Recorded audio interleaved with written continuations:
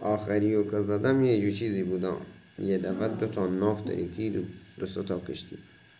بعد اینا یه دفعه بخوان نرمه یه جو منهدم بشن، کار اتمه فقط نیش میگم باید هسته ای منفجر بشن. خودشان هم قد کن خودشان هم هسته ای یعنی حرام کم شو کفونی زاده و حرام کم شو بینم و تا یه جو منهدم بشن همشان و قد که حرام گفتم و دمم هم گرم سر سرفراز و قد که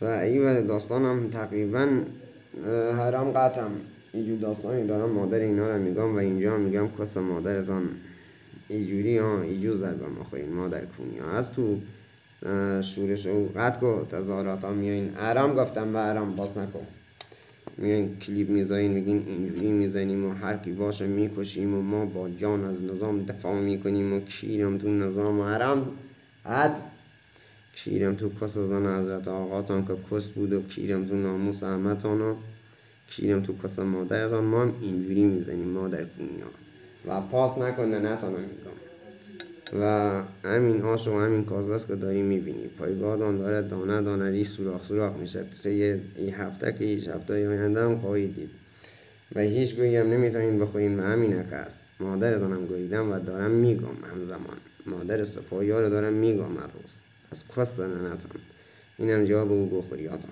تمام و همین است که هست. هر چیزی قانون داره که جواب داره، اینم جوابش. کلیپ میذاری بریم ما اشرمی ما در کنی یادم میره همین که هست. هیچ گویی هم نمیتونین بخورین، هیچ غلطی هم نمیتونین بکنین، هیچ گویی هم قد کن نمیتونین بخورین.